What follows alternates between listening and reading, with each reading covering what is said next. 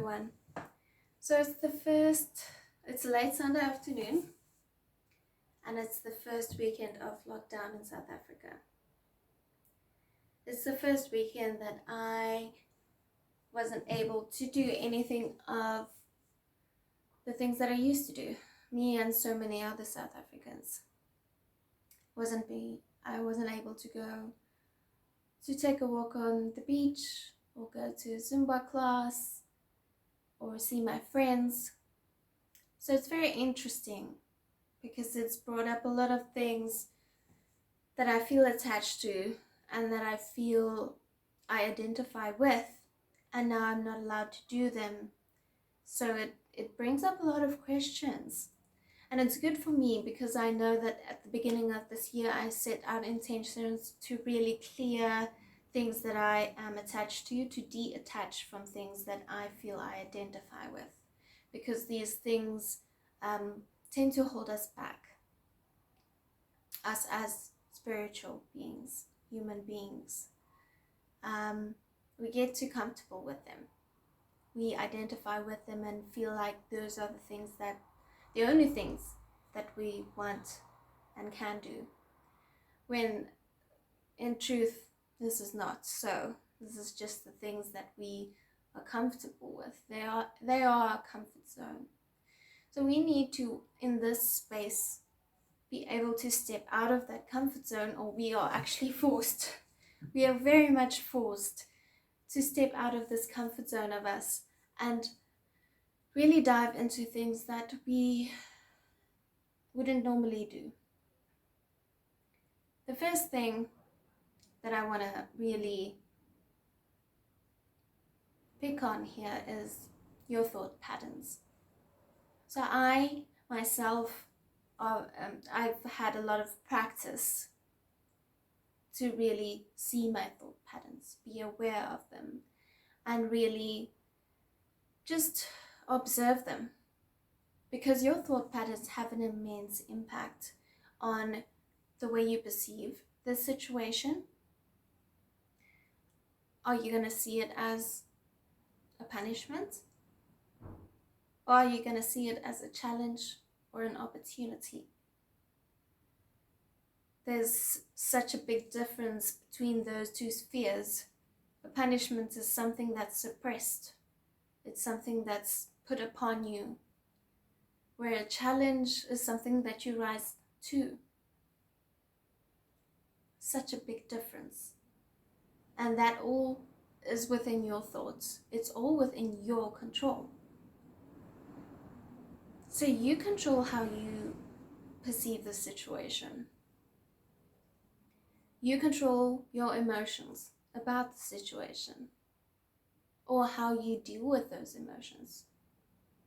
It might feel suffocating, yes, but how do you deal with that suffocation?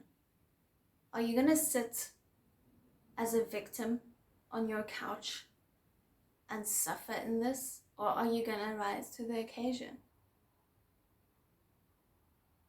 There's such a big difference, and you have control over that. We are so blessed to be able to live in a space where we can actually rise to that challenge. And every single one of us has that opportunity. So I want you to be aware of your thoughts. Be aware of the way that they taunt you. Because they taunt. They really do hammer at the things that we feel are closest to us. And they hammer on things that we don't want to be taken away from us. But you have control over what you think. Or you have control over what power you give to your thoughts. Are you really going to hang on to the thought that you would rather be on a wine farm right now with your friends or in a Zumba class having fun than on your couch? Are you going to give the thought that maybe I should read an interesting book, or maybe I should practice cooking? That's one of my things. I I don't like cooking. I really don't, but this is a space for it. Am I really gonna sit here and be angry about the fact that they closed all restaurants and I can't even order Mr. Delivery? Or am I gonna get off my ass and actually find something that I can be proud of to cook? I made peanut butter cookies. They don't look that great, but they taste good. They taste good. So now I can take a step further. What else do I want to bake? What else do I want to cook? And it's all in your thought patterns. So here's the thing.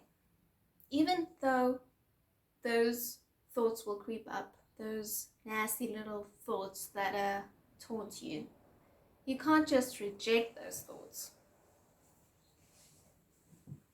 because those thoughts are valid and they express certain emotions within you that need space. But you can decide whether you want to give that thought power, if you want to pull on that thought, or if you just want to let it go, let it pass. Because really, you are the sky and the thoughts are the clouds. And you can decide whether you want to invest in that cloud or if you want to just let the cloud pass. It's really up to you. And there's so much power in that. And I've been reminded of that power again now.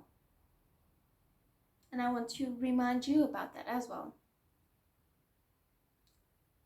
Water the flowers, not the weeds. Also another expression. Be careful. And I think it's going to be interesting what the next few days will hold, because let's be honest, the first weekend is still easy. The next few days and the next few weeks, they say 21 days, but I'm not so sure it's going to be just 21 days. It's going to be interesting. So let's practice that together. Observing our thoughts. Because that is one of the most fundamental things that we can do at this stage. To control how we perceive this situation and how we get through this. Not just us, but us as a community as well. Okay, guys. Observe those thoughts, and I'll chat to you guys again soon. All right now. All my love. Bye.